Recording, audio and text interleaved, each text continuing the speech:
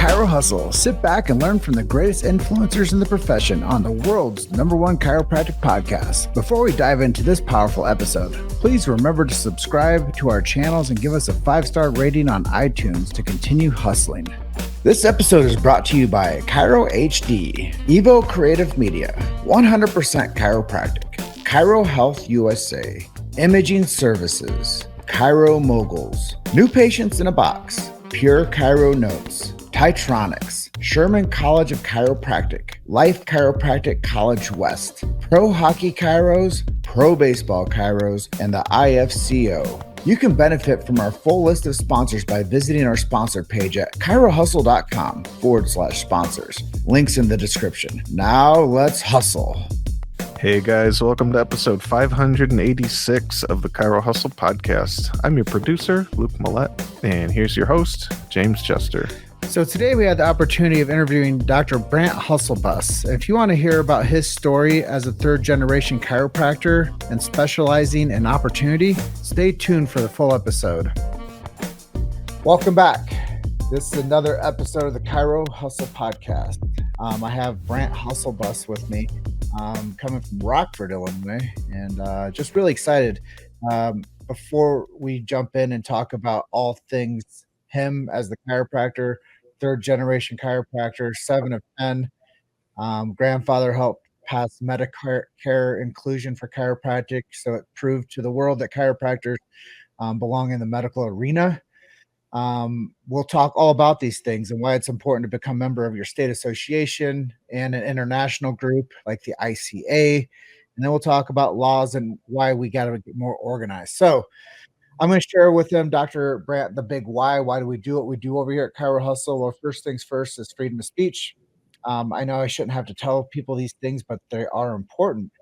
And sometimes it might wake people up to realize how important their language that they use is. One of my mentors will always tell me that the house that you build are the words that you use. So it's really important for us to have freedom of speech in order to do that. And by building that house, that's a chiropractic house that we have over here. And we also protect medical freedom and family health freedom. They're not the same thing, but chiropractic is an important component to people having medical freedom and family health freedom. So kudos to every chiropractor out there that does the right thing and protects a sacred trust. And that's BJ Palmer's last words. If you want to know more about chiropractic, research BJ Palmer's last words, the sacred trust. And we do support subluxation-based chiropractic, which I know is a fundamental part of the ICA, the International Chiropractic Association. And we do believe in innate intelligence and universal intelligence. We believe that when man or woman, the physical gets adjusted, it connects then to man or woman, the spiritual. Dr. Brant, welcome. You're episode 586 of the Chiro Hustle podcast. All right. Thanks for having me. Yeah. Your story is really great. I got a chance to meet you in Las Vegas at an annual convention for the International Chiropractic Association. I interviewed you in person, which was really sweet. But your family is chiropractic. Yeah. So it all started in 1949 with my grandfather, Dr. Bob Hulsebus, and then all 3 of his sons became chiropractors, including my father, Mike, and then myself, and I've got quite a few cousins who also practice. And you're joking around, but you said you've been practicing for 74 years. Yeah, we started in 49. Next year we celebrate 75 years. So we're having all kinds of fun marketing and preparing to celebrate 75 years. Yes. So when did you know that was going to be your path to become a chiropractor? Yeah, I used to, see, Grandpa was in a small little town called Byron, Illinois. And I used to walk around with my maternal grandparents, my mother's side. And everywhere we went, I heard a story about how my grandpa helped them. My grandpa helped them with asthma. My grandpa helped them with having a child. My grandpa helped them with headaches. And I thought those stories were cool. And the older I got, I started hearing the same stories about my father doing the same thing. And I always said I never wanted those stories to end. So I figured I better pick up the torch and carry on the tradition. Wow. I mean, I'm about to cry over here. Like, to walk in the shadows of grandfather, father, and now you. Yeah. That's really special, man. It's been a lot of work, but it's been a lot of rewards. And as we were talking before we got going, like I grew up in Davenport, Iowa, and home of the first chiropractic adjustments. So, I grew up 1 mile away from Palmer College, where there's like the legacy of this beautiful profession that you're a part of, I'm a part of. And, what this podcast does is promotes and supports chiropractic, really, really powerful stuff, man. And, I think of the lifeblood of chiropractic, really. It's not just the practitioner, science, philosophy, and art. It's actually the the people you take care of, like the stories you're sharing with me about people, thanking, the thankfulness of chiropractic. Um, let's talk a little bit about how you have grown your practice within the practice that's been passed down. Sure, absolutely. So I always tease when I talk to prospective students or other chiropractic students that my clinic specializes in opportunity. I always say, you pediatrics, are you family? I see you take care of a hockey team. What is your specialty? I just say opportunity. You always got to be looking for it. So we've had the unique opportunity to be the team chiropractors for the AHL Ice Hogs here in Rockford, the Blackhawks affiliate. I'm in my 20th season doing that. And that's been a lot of fun, rewarding, and made a lot of connections in town because the whole medical network includes orthopedic doctors, internists, emergency room doctors. So it's been kind of fun to work side by side, and everyone stays in their lane. I do my thing, they do their thing. Typically, I spend most of my time before the game because the guys know if they get their chiropractic adjustment, they're going to skate faster, they're going to perform better, and they're going to prevent more injuries. So we keep it very self-fixated based. I know a lot of people don't understand how could you be a sports chiropractor and be self-fixated based, but that's how we do it. I love that so much. Like, this interview really inspires me, like your episode 586. And the stories just always curate like amazing, like this is just energy for people to understand. Like, you can do this in your community. Like, any chiropractor listening to our show, like, you can go get these opportunities for yourself. You just got to specialize in that, right? Yeah, just got to be looking for them. You never know when they're going to show up. So tracking off of that, Yeah. working with the Ice Hogs, were there any really cool players that you got a chance to work with that went on to become pros and win the Stanley Cup? Yeah, I've got hockey pucks in my office signed by everyone that ended up winning a Stanley Cup. Unfortunately, when they're at this level, you don't know if they're going to make it or not.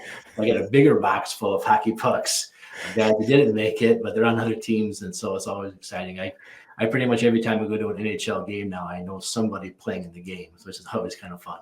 That's so cool. That's so cool.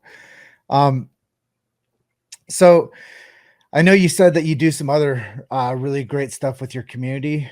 You started working with a trucking company. Tell us that story about how that started and how others can maybe find that type of opportunity for themselves for their Yeah. practice. So, I mean, if you can help a hockey team stay healthy and strong and prevent injuries, why can't we help other companies?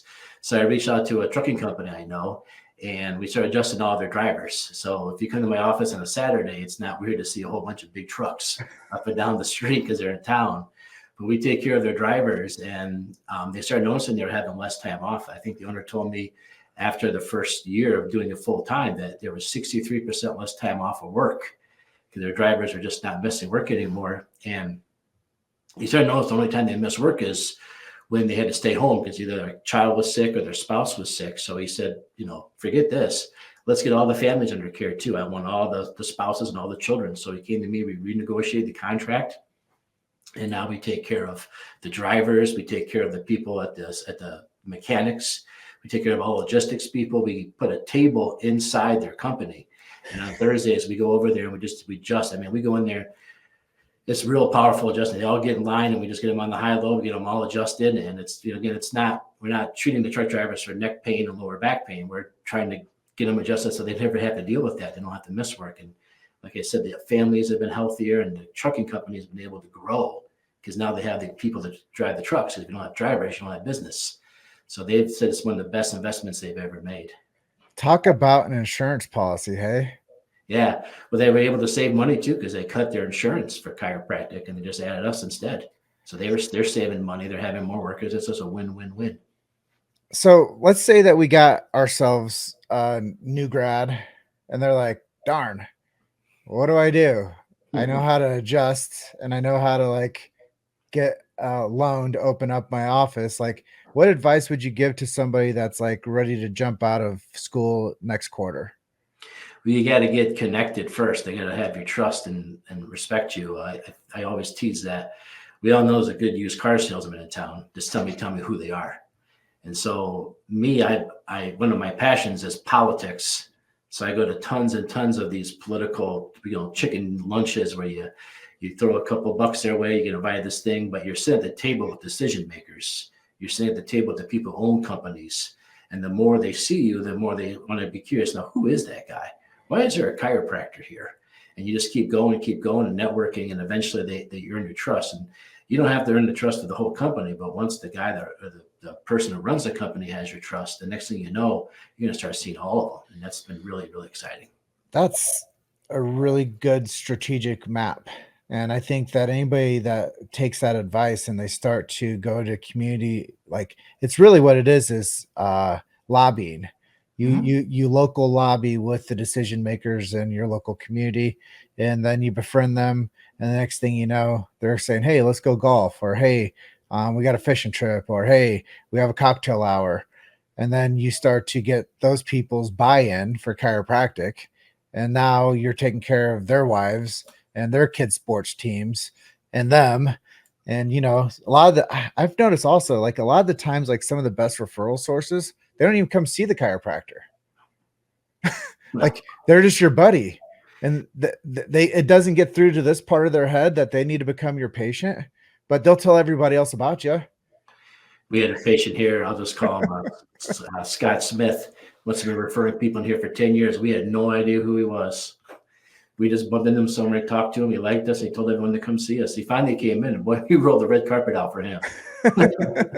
But it's so true. Like a lot of the advocates for a good practitioner, they might not even be your number one patient. And like when you join into a group like that, the person you think would be your ideal like referral source never is. Nope. Somebody else, like the guy that sells the cars would be. You're like, I would never think that the guy that worked at a car dealership would be my number one referral source, but there he is. He sees them climbing out of the cars. He knows they need us. Yeah, there's a lot that goes into it. And then let's talk a little bit more inclusion for not just showing up to build the reputation and the brand of your practice, but how about showing up and building the reputation of the brand of chiropractic and working with the state associations and working with the international groups? My grandfather gave me advice: don't ever be a politician, but make sure all of them know you by first name. So I go to these dinners, and what we've done in our community is we've split it. I go to all the red ones, and my other friend goes to all the red ones because they won't talk to us if they find out you're going to one party, not the other party. So we divide and conquer. And Grandpa used to always say, "I'll support you because you support freedom of healthcare choice." However, COVID kind of grabbed that one from us and took it to mean other stuff more than we thought it was. But I just tell the elected officials, hey, you have to be responsible for everything in the state, everything in the nation, every bill that comes across. There's no way you can know everything about every industry. If you ever get a bill or something that comes across about chiropractic, you can go ahead and call me, and I'll be happy to explain the background and the history of it. And then I become the expert in chiropractic in my community because I'm going to meet with them.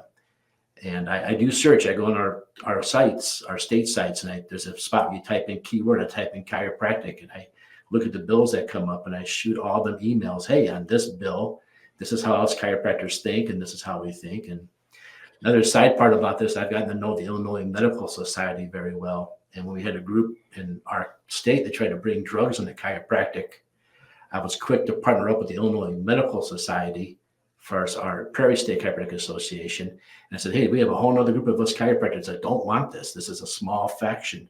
And we were able to squash their bill really fast. But again, it's going to those events and even going to the Illinois Medical Society and volunteering to go to their meetings and answer questions about chiropractic. Just establish yourself as the expert.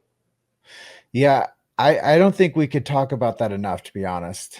And I don't think we could talk about becoming members of associations. Like I was saying, like becoming a member of like the Illinois Chiropractic Group, whatever we want, association, council, whatever these states call themselves, Mhm. treat it like Netflix, treat it like a gym membership, just pay it.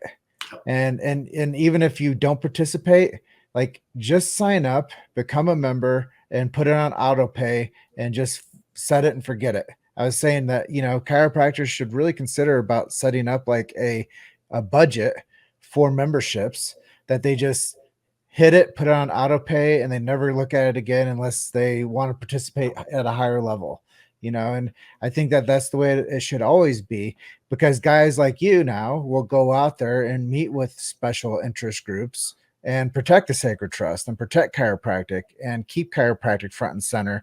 And if something comes in that tries to, backdoor what chiropractic actually is founded upon, then we had to stop that. Mhm. But I think people have to like really be responsible with their it's marketing dollars. Like you got to put money into these organizations. Like you're saying, maybe 10% across the nation are members of their state associations. We have to do better than that. Yeah, just be a member. I mean, if you ever went to a state meeting and you watch how I'm assuming Illinois is like every other state, you got about dozen to 20 chiropractors bending over backwards, working around the clock, watching for everybody, and just be a member. Just pay your dues, and that's all we ask. And be there if they call on you to go to a dinner in your community. Just be that person for us to open that door for us. That's all we need. Well, let's transition into why it's important to be involved with the international group, Sure. the ICA, because I know that you've been a part of that for a long time too. And that's where I first met you. Yeah. So I've been involved in that. And, my grandfather was at the table when they wrote the Medicare bill. They wrote the Medicare bill not because we thought we could, go buy new boats and do summer houses if we had Medicare to pay for adjustments. It's because they wanted to show that chiropractic was real. Chiropractic was established. This is back when, my grandfather worked 13 years illegally in the state of Illinois as a Palmer graduate, but he wanted to validate chiropractic was a real thing. He also fought for student loans, not because he wanted to see tuition quadruple, but because he wanted to show like, hey, of course we have real colleges. The federal government pays for it. Why would you think they're not real colleges? So it was about validation. And then in 1990s, they came in here and told my dad he was committing Medicare fraud. And he went all the way to Washington, D.C., testified on Capitol Hill, and gave every chiropractor a leg to stand on anytime you're involved in an audit. Because what the problem was, there was no definition of how to prove medical necessity for chiropractic care. And we have the constitutional right to a fair trial. And being that it wasn't defined, he refused to give up any of his information or records because he said it was unconstitutional. So now we're at this point with Medicare again, where now the ICA has been working on a bill for a long time, and our bill is really simple. Medicare requires x-rays or exams, and we just want it covered. That's it. You made it to Chiro Hustle. Sit back and learn from the greatest influencers in the profession on the world's #1 chiropractic podcast. This episode is brought to you by Chiro HD, Evo Creative Media, 100% Chiropractic, Chiro Health USA, Imaging Services, Chiro Moguls, New Patients in a Box, Pure Chiro Notes, Titronics, Sherman College of Chiropractic, Life Chiropractic College West, Pro Hockey Chiros, Pro Baseball Chiros, and the IFCO. You can benefit from our full list of sponsors by visiting our sponsor page at chirohustle.com/sponsors. Links in the description. Now let's hustle. Yeah, I think a lot of times when we get into the insurance modeling, chiropractic needs to be for everyone. Mm-hmm. And I think that once people get in the politics world and the insurance world understand how much money and how much we could make people feel better, perform better, have better quality of lives, like the things that they really try to portray.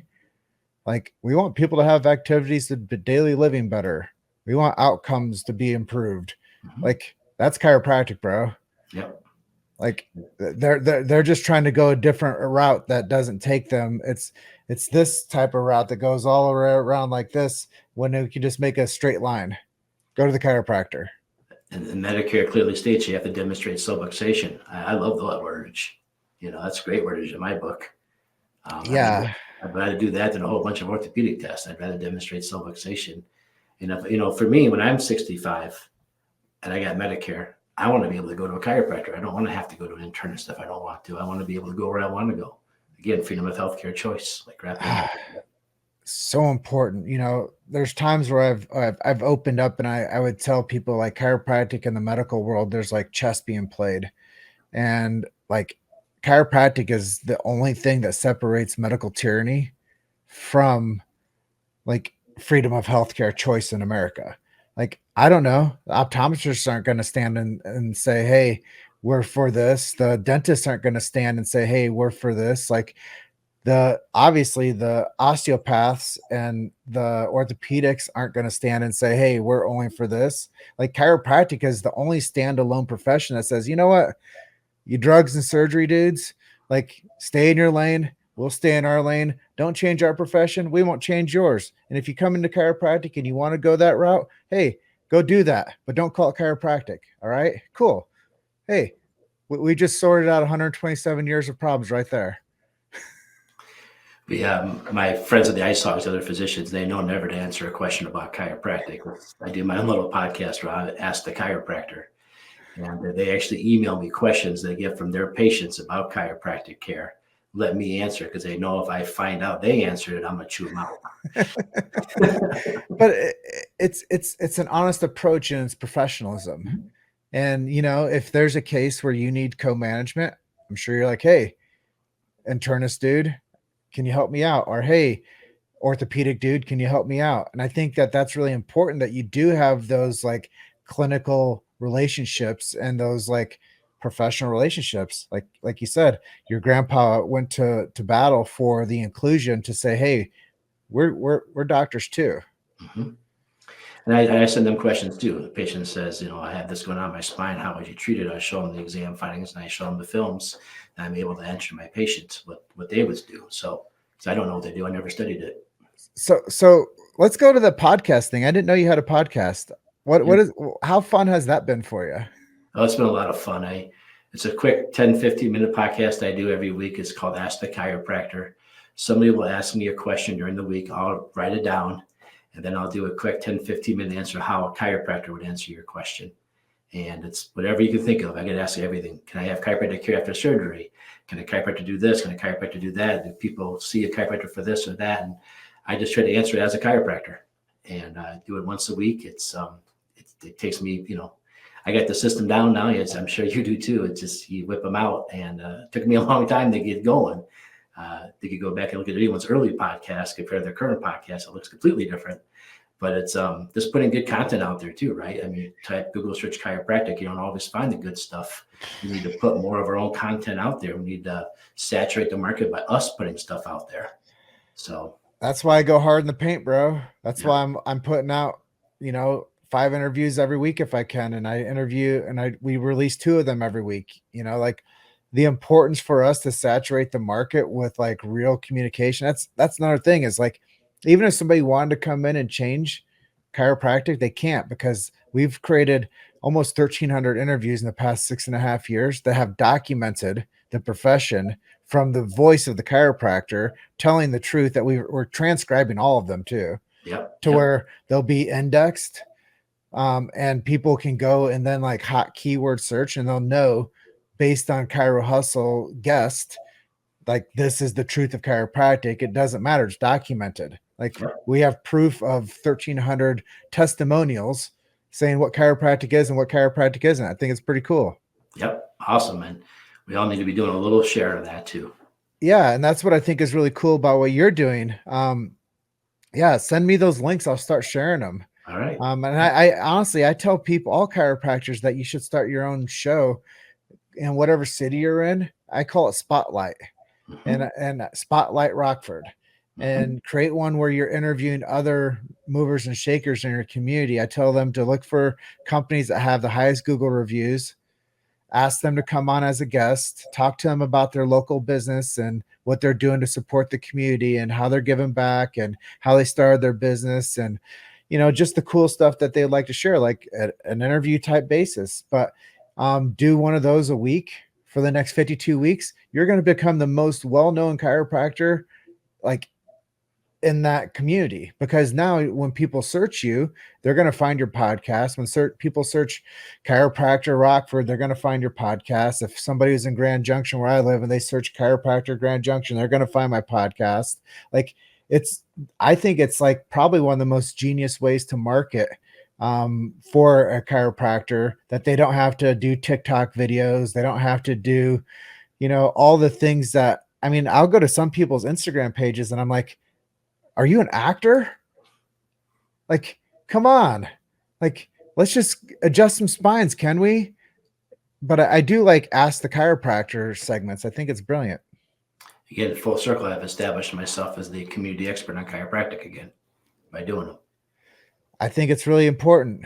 Ask the Chiropractor. Start your podcast, guys. Ask people to submit questions to you and do it. I mean, what they run for like 10 minutes. Yep.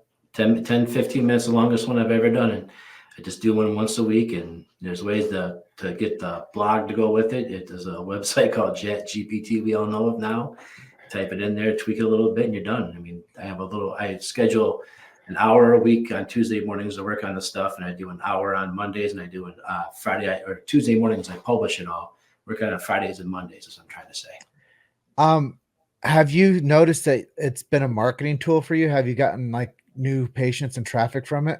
Google. People search for chiropractor near me on Google. That's how the current generation is doing everything. And if you're not up there at top, and I don't pay for Google ads, I don't pay for any of that. I put so much content out there, I'm automatically popping up. That's really good advice to people. Start your podcast. They always, the timeless joke is, when's the best time to plant a tree? 20 years ago or today? Yep. When's the best time to start a podcast? 5 years ago. Yeah. Or today. Yeah. And spoken word is only going to increase.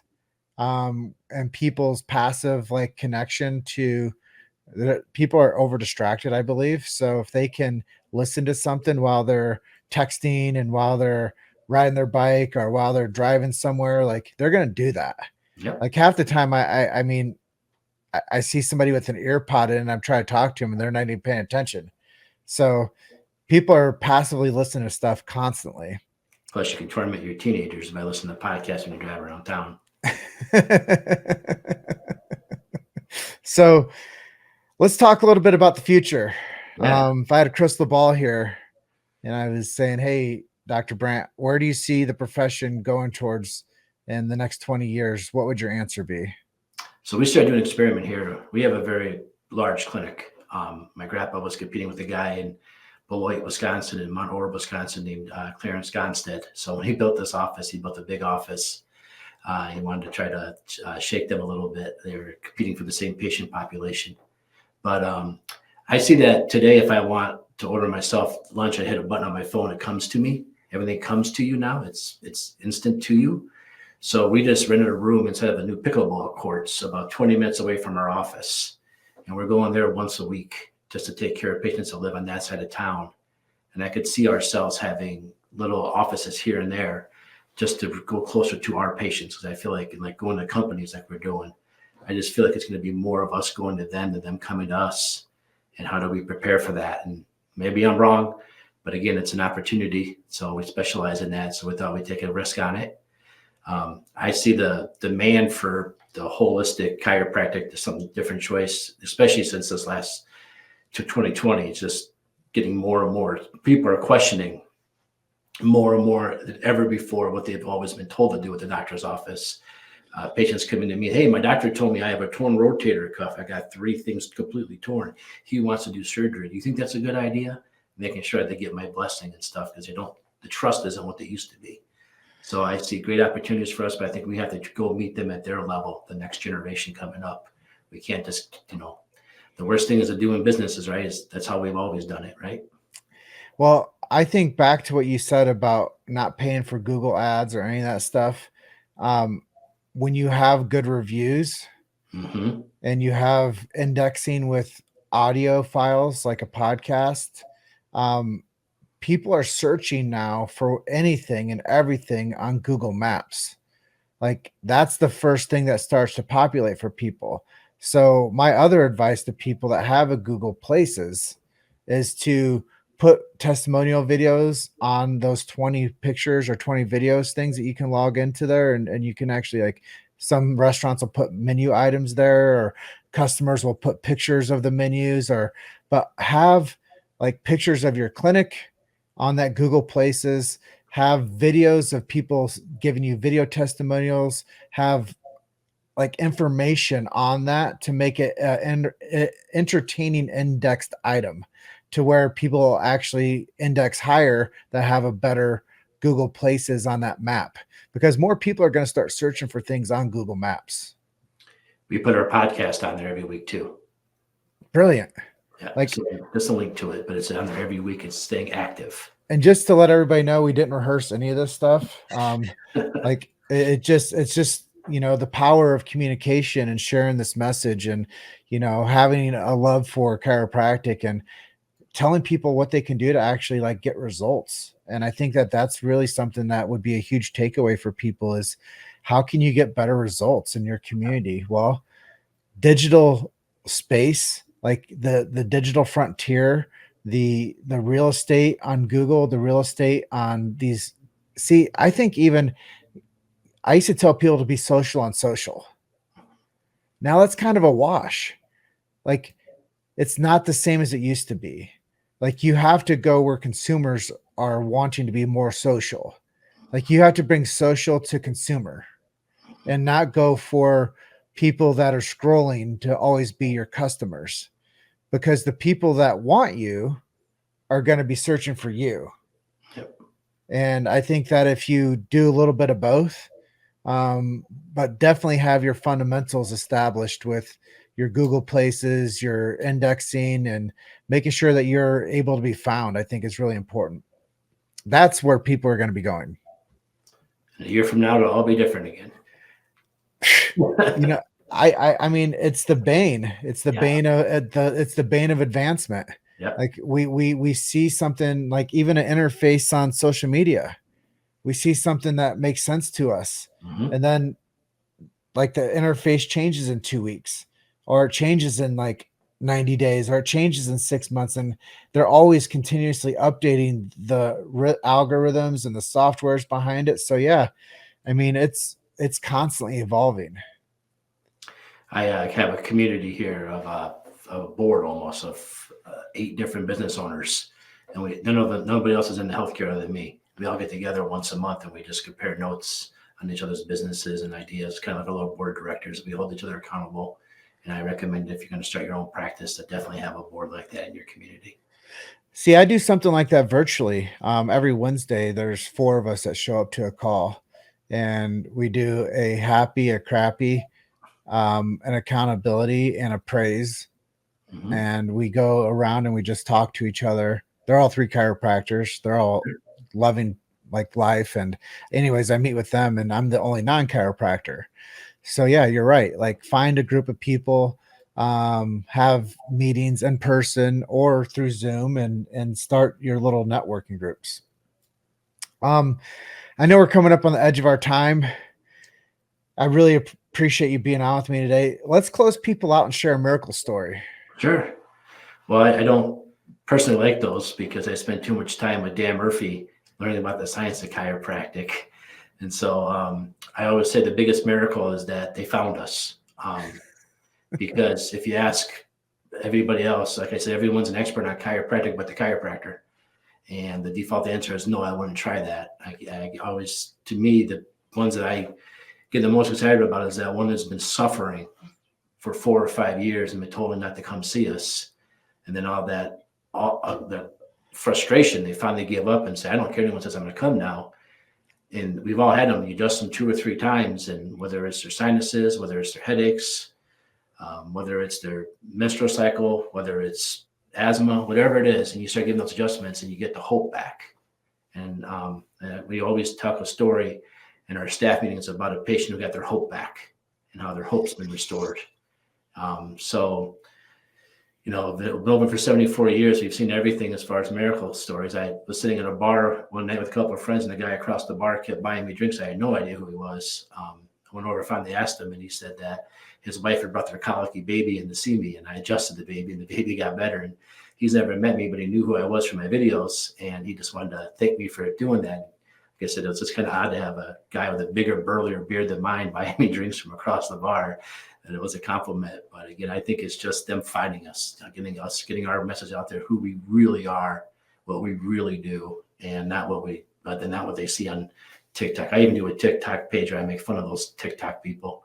We call it, is it really chiropractic? And just them finding us, I think, is the real biggest miracle. I know that's a good enough answer, but I love that answer. And I think it's very well developed, and it's a good closer for this episode of 586. Is there anything I didn't ask you that you'd like to share in closing?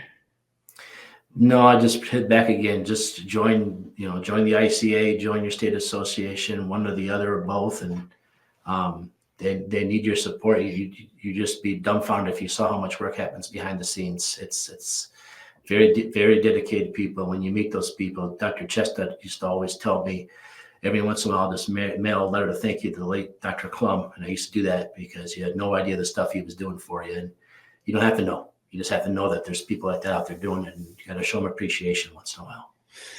Yep. Open up your wallets. It helps. A little wallet therapy for chiropractic. Yep. Well, Dr. Brant, thanks for being on with us today. If people wanted to connect with you or reach out to you or learn more about you, where can we send them to? Where are some resources? Let's give you my main website, Rockford, DC, ROCKFORD, and there you can find the links to all my social media. And if you want to copy me, you want to rip me off and redo all things I already do, go for it. And if I can help you. Well, go to rockforddc.com. Check him out. Check out his podcast. What's the name of the podcast again? Ask the Chiropractor. It's on everywhere you listen to a podcast or watch a podcast. All right. I'm going to be your number one fan. Ask the Chiropractor podcast. Have a great rest of your day out there. I appreciate you being on with us. And I'll close out by telling everybody, like I always do, you're just one story away. Keep hustling. Thank you for your time today, Doc. Appreciate you too. All right. Bye for now. Bye-bye. Thanks for listening to Chiro Hustle. Don't forget to subscribe and check back next week to continue hustling.